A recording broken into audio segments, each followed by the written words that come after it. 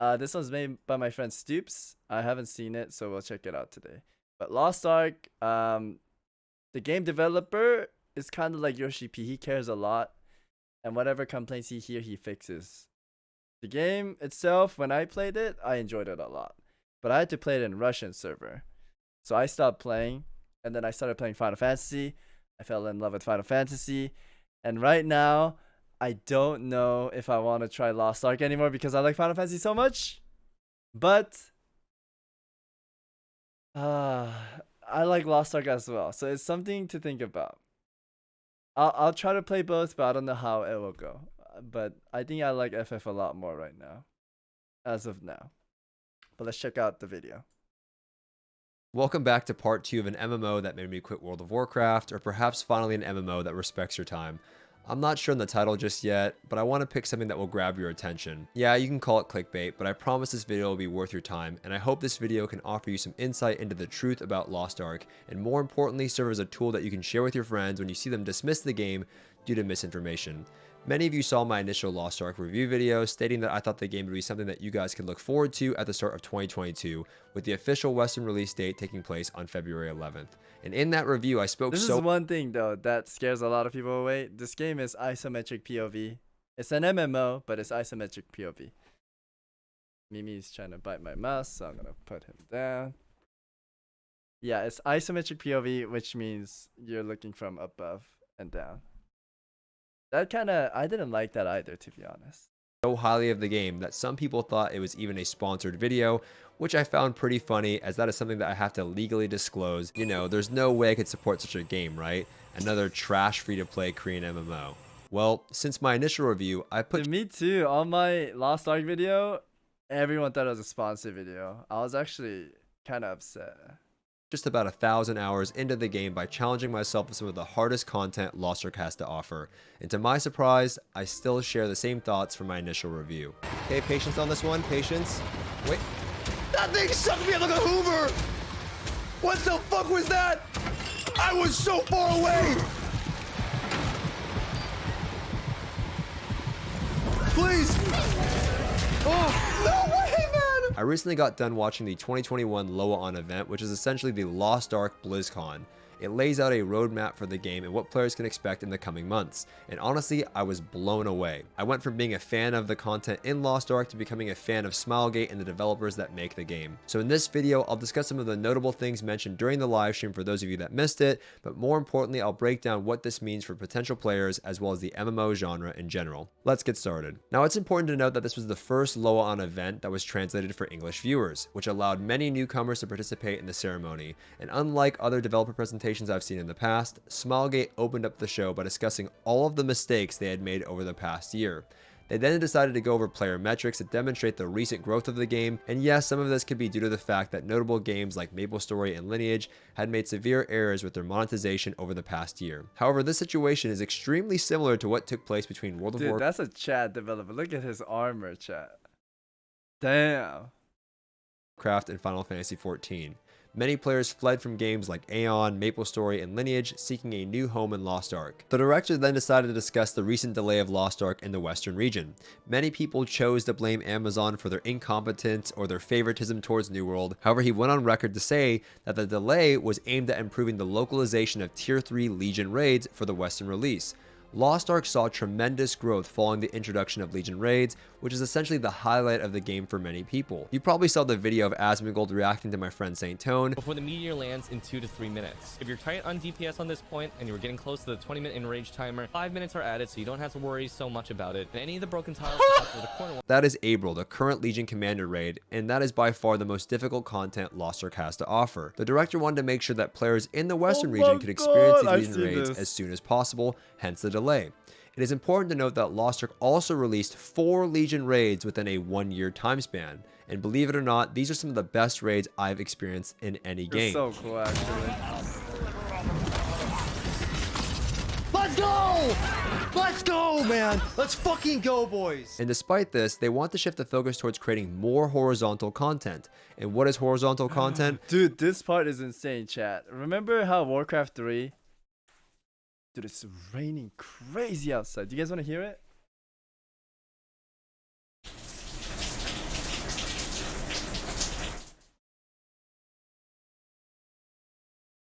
Dude. Dude, it's raining so much. I think I'm gonna get flooded. I'm scared. Okay, so Warcraft 3, they let the players make games. Remember that? We got to play like Footman Frenzy, Dota, Anime Battle. There was a bunch of maps, correct? Lost Ark is doing this thing where you can make game modes inside their game. And that's like, so many good creations can come out of that, and it makes the game so much more enjoyable. I think that's something to learn in other games as well. I like that idea a lot. It's like, for example, FF, they let you make your own jump puzzles. Something like that, right? I know in houses they have, but it'll be cool if they give you a platform to like make stuff. It'll be so cool. And they're doing that, and there's a lot of game modes. I don't know if he's gonna show it, but let's check it out. It's the content that the average player enjoys. The truth is, many people will attempt these raids and they'll probably never get a chance at actually finishing them. The content itself is extremely difficult, and a lot of people just don't have the time for that anymore. But that doesn't mean they shouldn't exist, but more on that later. Now, there were so many announcements that took place during the developer update. An engine update to DirectX, improving the FPS players can experience ranging from 30 to 70%, 3 new classes including footage from the new Painter class, various UI updates and improvements that players have been asking for, new story and PvP based continents that include realm vs realm and siege battles, as well as the addition of new Guardian raids, Abyss dungeons, and Legion raid difficulties. However, all of these things are things that you can just Google, but what you can't Google is the passion that the community and the developers have for this game, and that is the point of this video. If you haven't heard, all of the true competitive content in Lost Ark is equalized, meaning that everyone is brought down to the same item level and stripped of certain power elements such as runes, tripods, and gems.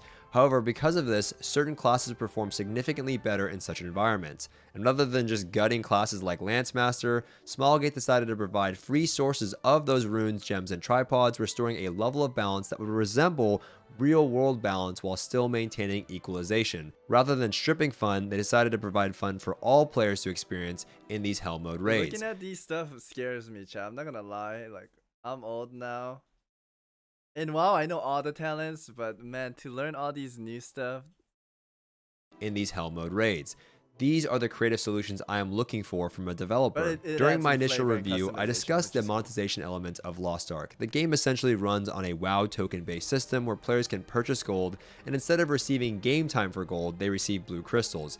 Those blue crystals are used for small quality of life features throughout the game in a way to resemble WoW's game time to keep that transaction going for a free-to-play game. One of the main uses for these blue crystals is to receive that extra loot box at the end of the raid. Now remember, you are being paid gold to complete these raids in the first place, so essentially this is just a cost of raiding when trying to complete your raid set perhaps 1 week sooner. Despite this, Smilegate decided to get rid of this system and no longer use blue crystals to receive this chest, and instead it will just cost gold. And as a result, this hurts the value of blue crystals, thus cutting down on the need for that WoW token transaction that we discussed earlier. In fact, they estimate that it will result in nearly a 17% loss in revenue. What this does do, however, is improve the perception of the game to the Western audience, as well as cut down on a lot of the inflation that currently exists in the game due to the amount of gold that you receive from simply raiding each week. When talking about the loss of revenue, the director stated that many players have been supporting the game through buying skins and feel that it was an important step for the health of the game.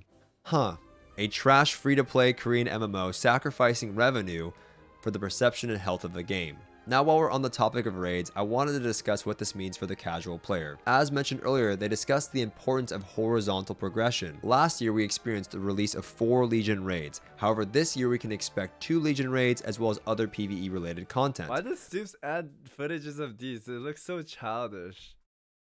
Dude, Stoopzz, you choose like wrong. But why only Stuff to 2? show. Well, the focus of this year is to create a sense of fun. This year, there will be a complete overhaul of the housing system that will now be crossover and will include additional functionality, customization. You can create these are the games I was talking about that people can make.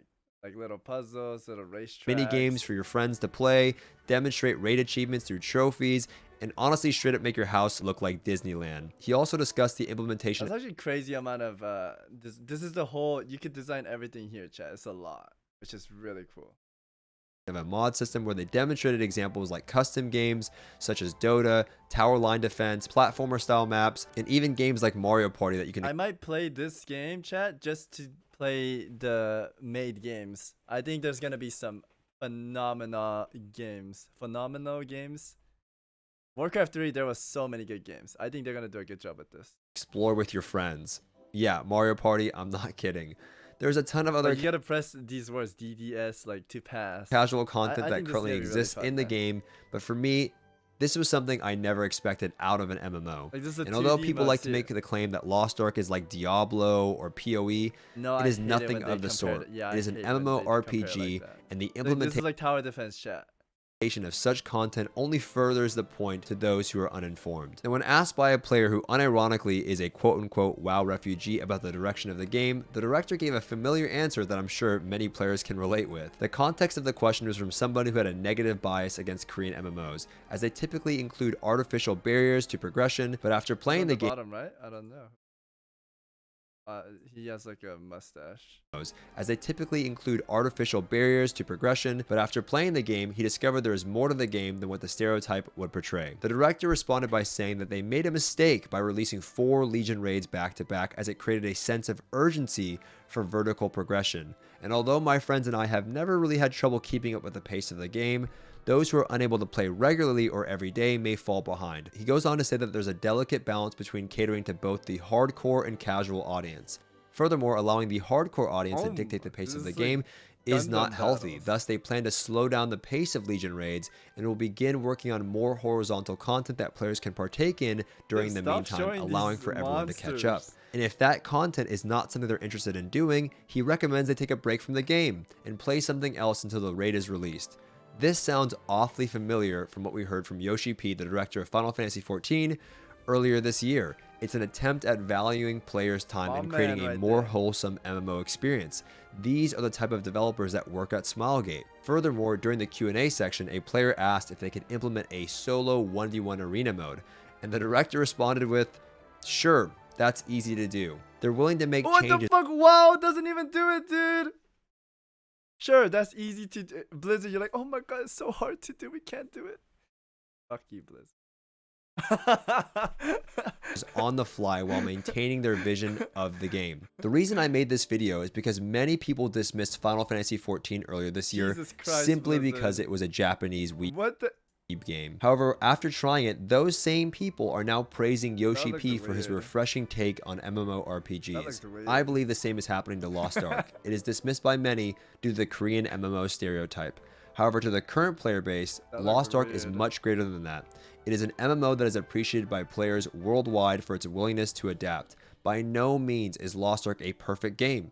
And just like Final Fantasy XIV and World of Warcraft, it may not be for everyone, but it is certainly a game that is worth the attention of players. I'm not in the business of trying to sell you on video games, but what I am in the business of now is trying to support developers and MMO projects that put their players first. Lost Ark is a game that I can see myself playing for the next couple of years.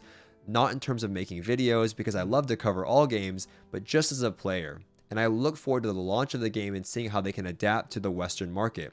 If you guys have any questions about the game, you can check out my live stream somewhere here on the screen, and I would be more than happy to answer them. Thank you all so much for watching, and I hope to see you all in the next one. Take care. Good video, Stoopzz. Good video. I will say, the combat seems fun. Combat's amazing. Every ability you press feels important, and you just coom when you press it. It's actually so good. Oh shit, Asmongo beat me to it, dude. Finally an MMO that respects your time. Finally.